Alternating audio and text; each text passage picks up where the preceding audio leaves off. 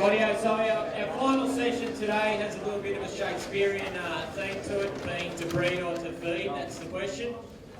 So first up today, looking at what is it that makes the top sheep producers profitable. We've got John Francis with us. John's the director of Holmes Sackett, which are a Wagga-based benchmarking company, which no doubt most of you have read their publications around. So what we've got John here today to do is to look at the information that they have collected from their benchmarking groups and what are those key factors that make those top sheep producers profitable.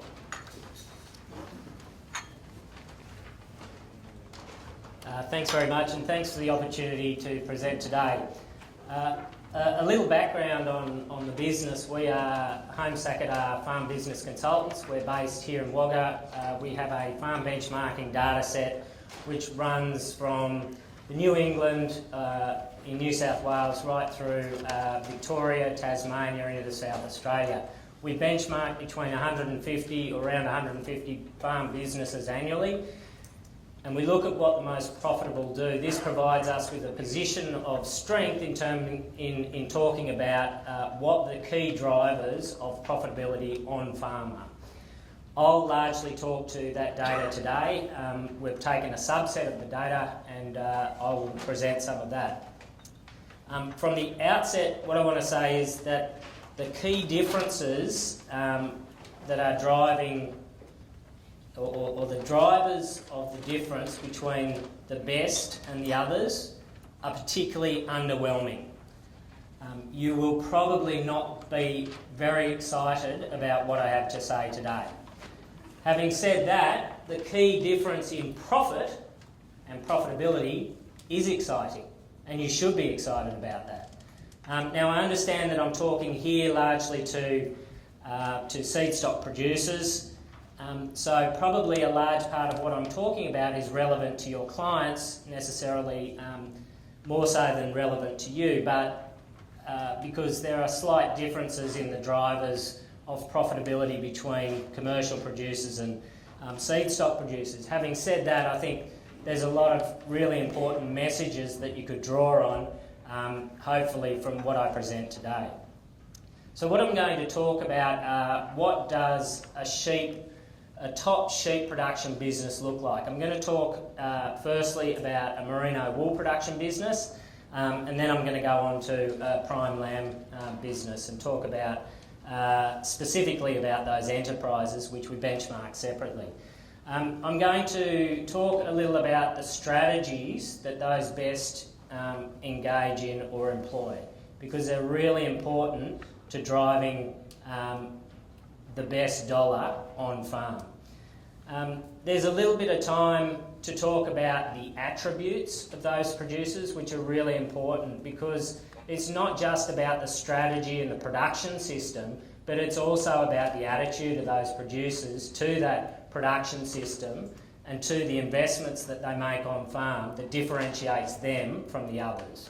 So I'll try and talk about that. From the outset, I just want to talk three key messages from my presentation today. The first is that getting the system and stocking rate right are key to top performance. And when I'm talking the system, I'm really talking about lambing time in wool production businesses, and I'm talking about lambing date and time of turn-off in prime lamb production businesses. The second key message from my presentation today is that a low base cost structure can overcome a lot of other problems in your business. If you have a low cost base, you can have a lot of other things that aren't quite right, and you will still be very successful. And I'll have a demonstration of that today. And when I'm talking success here, I'm talking about profit and profitability. That's the key measures of success in our benchmarking data set. And I think the final point that I want to make in terms of key messages is that you actually don't have to tick all the boxes to be the best producer. You can tick a few boxes, but you have to know which boxes to tick. So there are some things that are really important on farm, and there are others that are just distractions. And the thing that the best do, differently to the others, is that they discern between the distractions and the things that really matter. Okay.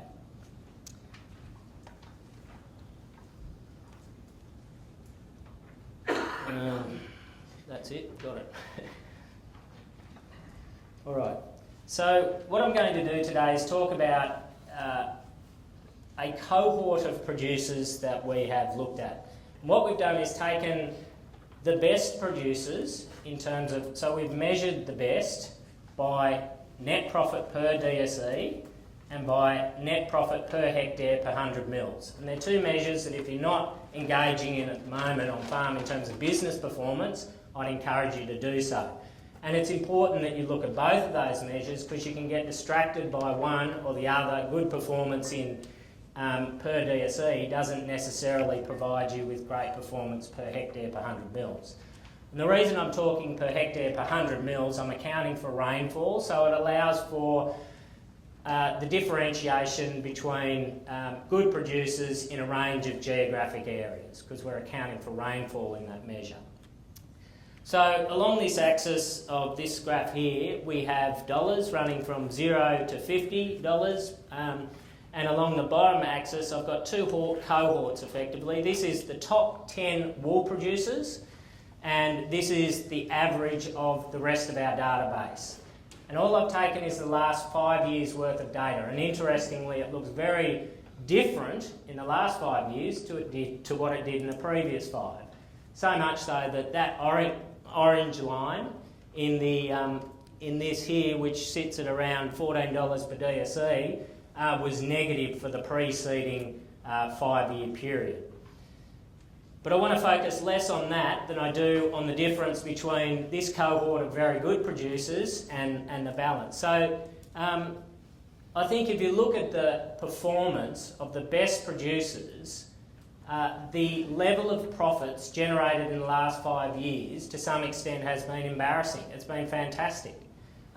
These guys have achieved net profits per DSE exceeding $20 per DSE and net profits per hectare per 100 mils of around $45 per DSE. Just phenomenal. Now compare that with the average of the data set, which sits at around $14 per DSE, which is not a huge magnitude of difference. But if you have a look at that measure of net profit dollars per hectare per 100 mils, it's over 2 times different by these best cohort of producers relative to the others. And the reason that per hectare performance matters is that basically on farm 80% of your asset value is tied up in the land. So you're looking for a generation of return on investment on that land asset that you have. So what is it about these producers that makes them a little different to the others? And I'll just talk about that. We've taken out 10 producers here. And within that cohort, there is a range in DSEs, so the size of the business, if you like, from 2,500 DSEs to about 30,000 DSEs. There is a range in rainfall from 500 mil to about 750 mil. There is a range, those people are located from across a number of states, South Australia, New South Wales, Victoria and Tassie. So it doesn't seem to me that any of those are necessarily specific to top 20% production. There is a range in flock structure from 7% wethers retained to 40% wethers retained. And there are a number of different production systems. So the first is that there are 4 specialist wool growers within that business. There are 3 cropping and wool and another 3 beef and wool. So if you think about the attributes of these business operators that separate them from the average, I think the first thing is that they've got a very good understanding of the role that stocking rate and production system plays in their business. They really understand that, and that's the second time we've touched on it, and I'll talk to it more today. They implement the strategy well, but they don't just do it in the good years. They do it when markets are bad, and they do it across a range of seasonal conditions. Okay? Anyone can make money in the good years, and a lot of you will have done that over the last 5 years. It's been a brilliant time to be a wool producer. And the final thing is that they take a very disciplined approach to their expenses and to the investments that they make on farm. So if we look at this cohort of producers, one of the things that differentiates the two, we'll call it two groups within the top producing sector. The first is that we've got this effectively a mixed farming group, and the second is we've got a grazing farming group. So those mixed producers are those producers who have a wool and crop production business. They tend to have a higher cost structure with a greater focus, as is shown here, on sheep trading income relative to wool income. So these guys generate about 45% of their gross income in sheep trading, so they're turning off lambs effectively, as well as 55% of the gross income coming from wool. The grazing system, for want of a better term, generates about 70% of its income from wool and around 30% of its income from sheep trading. Now, there are other features that distinguish these, or that are distinct within those two groups that I'll talk to. But one of those is that in the mixed farming system, they tend to be a higher cost system, and the costs generally, part of that higher cost comes from larger supplementary feeding. In our benchmarking, we allocate an expense to the crop, and we allocate, an income to the crop and an expense to the wool enterprise if those livestock have been grazing on crops midwinter, and that's part of that system there. If we have a look at another feature about that mixed relative to the grazing system, is that the grazing system had about 20% on average of the flock as wethers relative to about 11% in that mixed system. And I'm going to talk further to the other differences between these two. So that was just looking at the income side. Now let's look at the on the net profit side. So what are the differences between these cohorts? And I'm not necessarily picking on one system or the other. I'm just saying that I guess what I'm trying to demonstrate is that there's more than one way to skin a cat. You can be highly profitable from a completely different strategy within the same enterprise, and that's exactly what's happening here. So if you have a look at this this mixed system here, we've got net profits of around $20 per DSE. The orange is net profit per DSE in this graph, and net profit per hectare per 100 mils is the blue bar. And if we have a look at the net profit per hectare per 100 mils, you can see there's definitely a lower profit per hectare per 100 mils to that mixed cohort relative to the grazing cohort. And I'll talk to why that is shortly. Now, and you're looking at a difference of between $50 per DSE to around $35 per DSE. Now, neither of those are to be sneezed at. They are excellent levels of profit. But for those of you looking at a meat focus within a wool production system, this is put up there really just to open up the debate as to whether there are greater opportunities at focusing on your wool side of your business relative to the meat side of your business. Okay, so then we've got the cost side of things, and what we've done here is just simply looked at distinguishing between the costs in dollars per DSE between these different cohorts. And you can see here the mixed producers had about $35 per DSE, which actually exceeded the average of all. And the grazing systems were the grazing only systems were far more focused on a low cost structure. There's $5 per DSE difference between those grazing only systems relative to the mixed systems. And when you think about how that lower cost structure comes about, I've already talked to some extent about feeding and supplementary feeding, but there is other parts of that I'll talk to shortly. And I guess this is the other part of it. Stocking drives a lower overhead cost structure within your business. So what I've done here is express midwinter stocking rate in DSEs per hectare per 100 mils, and then we've got our cohorts of producers along the bottom. We've got our mixed, our grazing producers, and the average of all. And you can see that the mixed and the average of all sit around 1.4 DSEs per hectare per 100 mils midwinter, and the grazing businesses sit around 2 DSEs per hectare per 100 mils. So I guess the key question that comes out of this is, would those grazing producers have been better off pushing stocking rate a little harder, or it might be a function of the system that they're in actually running a different system? And I don't know the answer to that, but it's worth speculating on, because I think there's some interesting information coming out of this type of analysis. But clearly, if you have a look at those grazing producers, you can see that they've got a far higher stocking rate. We would suggest that they're optimally stocked, and when you're optimally stocked, you tend to have a lower cost base per DSE. So it's all about running as many livestock, provided they don't impinge on the production and sustainability of your business, and thereby reducing the overhead cost structure in dollars per DSE. And that's exactly what those guys have done. Okay, I'm going to go on to lamb production systems, and I'll talk a little about the differences in lamb production systems relative to wool production systems. So if you look at lamb production systems, I've analysed the data in a similar way. I've just presented it slightly differently in this graph. Along this axis here, we've just got dollars ranging from $0 to $60, and along the bottom we've got a range of financial performance KPIs effectively. There are 3 different systems here. So what I did with prime lamb was took a similar approach, but we only took the 6 best prime lamb production businesses and ranked them on net profit per DSE and net profit per hectare per 100 mils. So this is over the same 5-year period.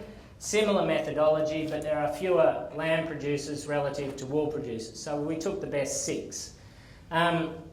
So if you really want to effectively compare the best here relative to the others, you would pool the orange and blue and compare it with this lighter tan coloured graph. So within those lamb production businesses, if you look at the differences between those businesses, there was, or within the best cohort rather, there was a range in scale between 5,000 DSEs under management and 40,000 DSEs under management. The rainfall varied from 600 to 860 millimetres. So what we're saying is there wasn't one of the best lamb producers in a rainfall zone below 600 mils effectively. The location of the best was Tasmania and Victoria. Not that I think that's necessarily important, but I do think the resource base for a lamb production system is important. And there were 2 specialist prime lamb producers in this cohort, 2 lamb and crop and 2 lamb and beef. And I guess what I've tried to do again is differentiate the best into 2 types of strategy, and there's effectively a low cost strategy, which is this orange bars, and then there is a production chaser type strategy, if you like. So those people have a less focus on the cost structure and more focus on production, but it won't come at any cost, which is clear from the level of profits that are generated by those guys relative to the average. So if we just step through this graph, what we've got here is income is the first group of lines there in dollars per DSE. And I think the first thing to notice, and one of my opening statements was, having a low cost structure allows you to overcome a lot of other production or shortfalls within the business. And I think this is probably demonstrated by this first line. What you see here is income dollars per DSE. The low cost business operators have a income per DSE of under $40 per DSE, which is under the average of all, which sit at about 42. And then those with the production focus have really driven their returns through better per DSE performance, which incidentally has partly come from price, but a lot of it is in kilograms of lamb.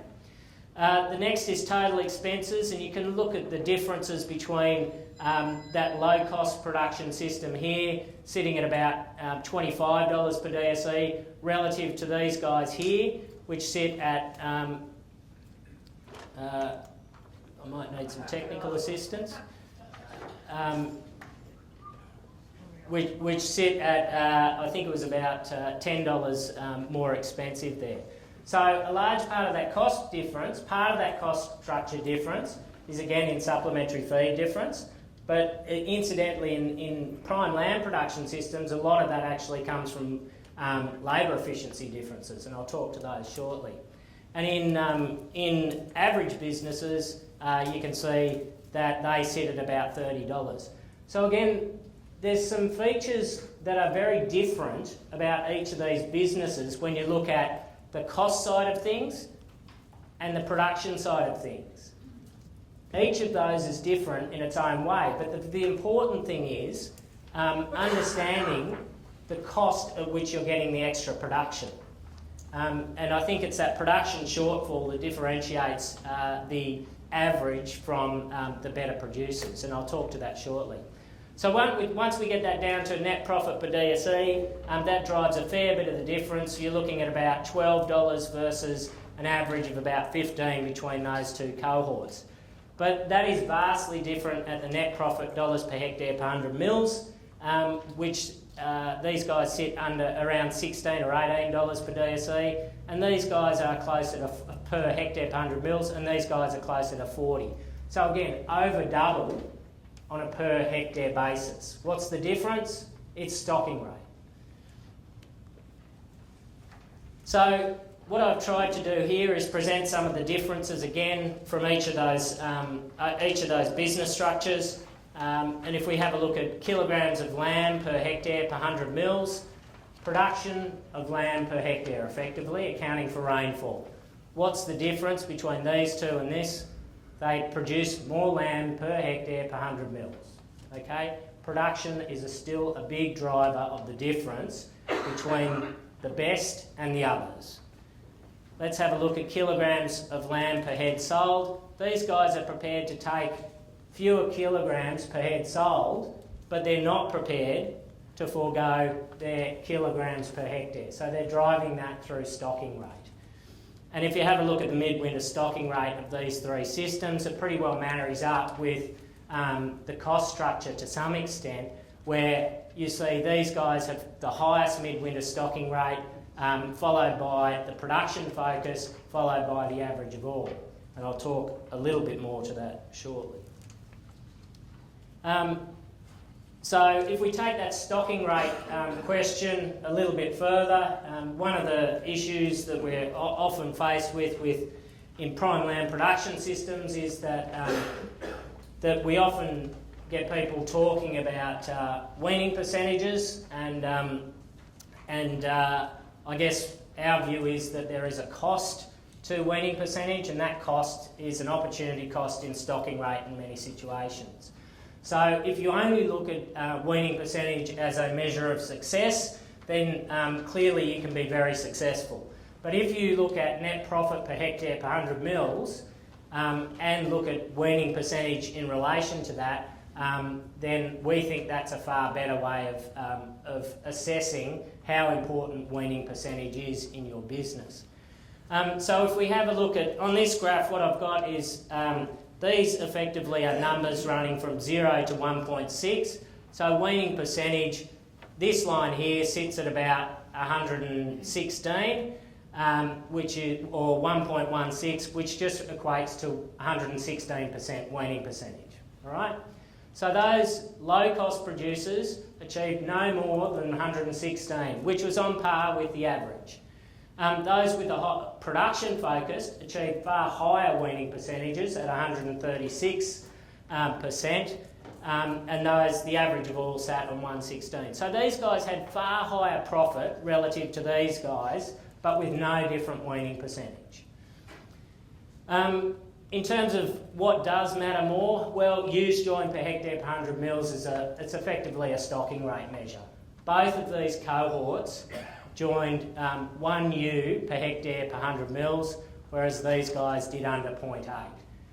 And if you're wanting to know, if you're looking for some KPIs in your own business, that is a useful one in my view.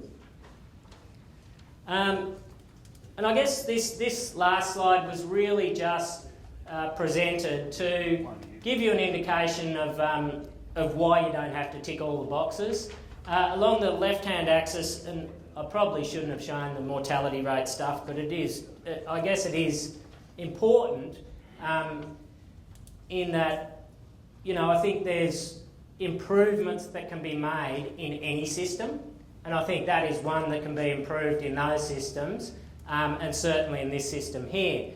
But labour efficiency equally is another KPI that I think can be improved in other systems. So we've got our low-cost system here. The mortality rate is the blue bar, and it's red off the left-hand side here.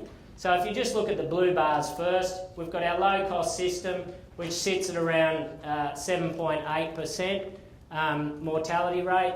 Now, I'm sure a lot of those producers aren't necessarily proud of that, but it might be a function of the type of system that they run. Having said that, I think that is an area for improvement in terms of animal welfare and those sorts of things. The production-focused guys have sat between 2 and 3%, and the average of all sits between 5 and 6%. So there is an area for improvement, and even though you may be the best at what you do, what this is highlighting is there's still opportunities within your business to improve what you do. The second thing I've got there is labour efficiency, and I know MLA have invested heavily in this area lately, and not before time in my view. I think it's a really important driver of success in farm businesses, again, success being measured by profit. So if you have a look at labour efficiency in this graph, our low-cost producers run 9,000 DSEs per labour unit, which is red off that right-hand axis. The production-focused businesses run closer to 6,000 DSEs per labour unit, and the average of all runs closer to 7,000 DSEs per labour unit. So that's massive opportunity to me in those businesses that are production-focused, because it says to me that they've got a fair bit of scope for improvement. Now, in terms of how you generate those improvements, it usually means investing in infrastructure to replace labour. That is the harsh reality of most of the investments that will be made to improve labour efficiency. But it can't be done at any cost. You can't give a blank cheque to the person building the yards, or you can't give a blank cheque to the person who's going to do your fencing contracting, because the reality is that there'll be a capped investment for the level of return, for a sensible level of return, and we think that sensible level of return is between 20 and 30%. So investing in labour efficiency improvements on farm is a really important feature that differentiates the best from the others, and there's not too many of those highly profitable farms that you'll go onto that tolerate poor infrastructure in terms of handling facilities, poor infrastructure in terms of getting livestock to yards and those sorts of things, and anything that they can invest in to achieve a great return on investment for their labour dollar, they'll do. Look, I'm just going to recap the key messages now that you have what you have, and then I'll open it up through the chair to questions. So I guess going back over my key messages is the first is getting the system and stocking rate right are extremely important. So much so that I reckon system might be 90% of what you do, because if you get your system right, you will have your stocking rate right too. The second is a low cost base can overcome a lot of other woes within your business. And I don't mean that you can have ordinary performance in every other part of your business, but I do think that a low cost base provides you with a lot of opportunity within your business. And the final thing is that you need to be able to identify those things that matter. We've talked to one here, which is labour efficiency, but you need to be able to differentiate between the distractions, because there'll be plenty out there. There'll be people trying to sell you a new pasture with 5% more productivity, but all it does is cost you rather than generate you a return. So you have to be astute about business analysis and actually analysing the return on investment from any investment that you make. I think I'll leave it there, Luke. Thanks, John. That was great. Could you just put your hands together for John, guys?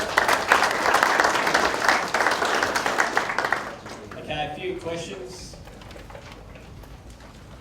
Let's start with Andrew. Costs included? When you mean low costs, what costs? Just on Yeah. overheads?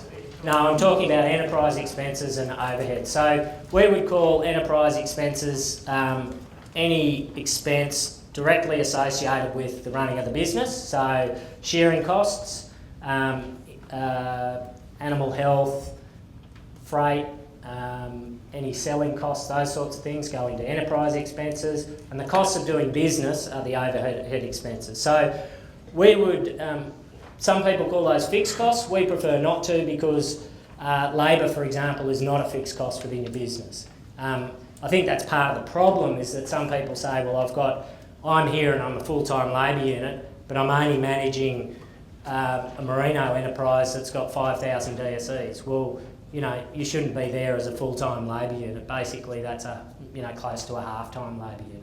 You should find something else to do off farm and manage those 5,000 DSEs with, half a labour unit.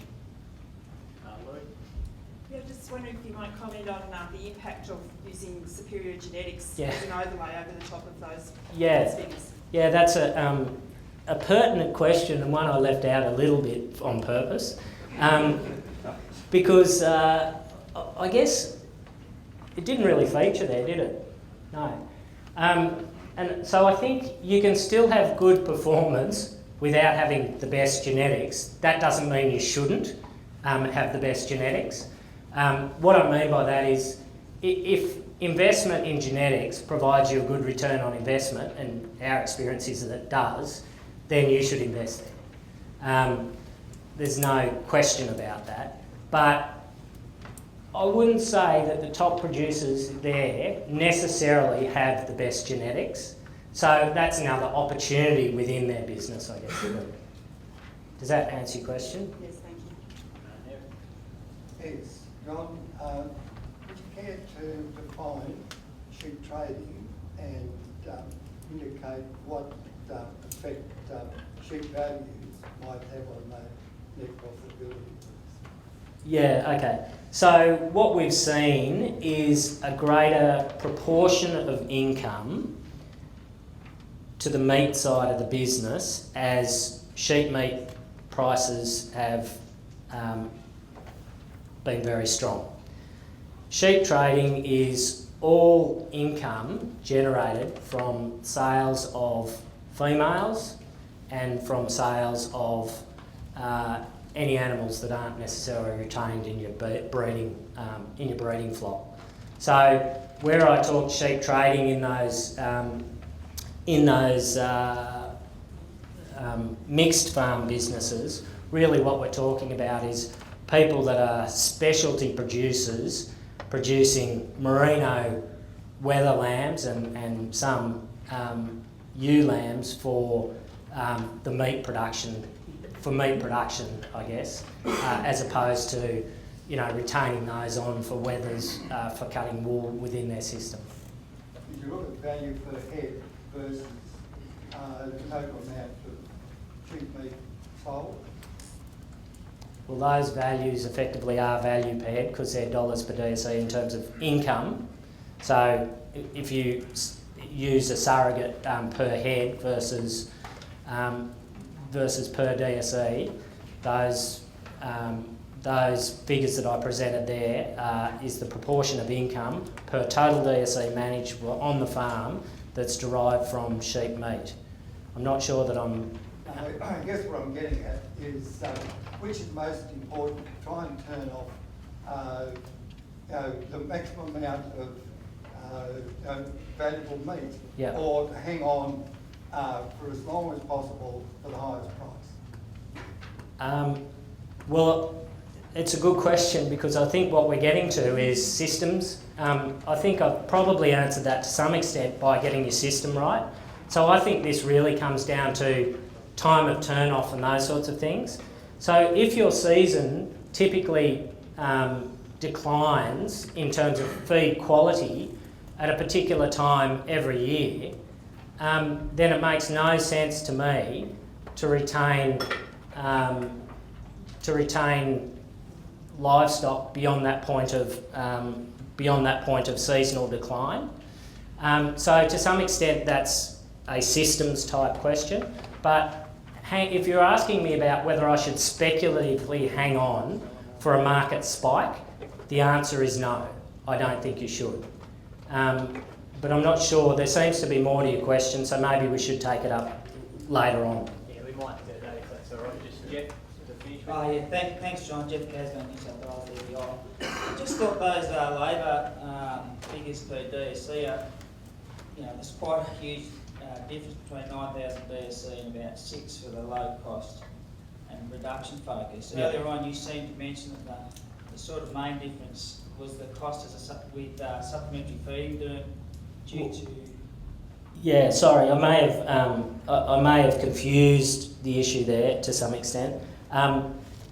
Labour efficiency is different to labour cost, but they are linked. Okay, so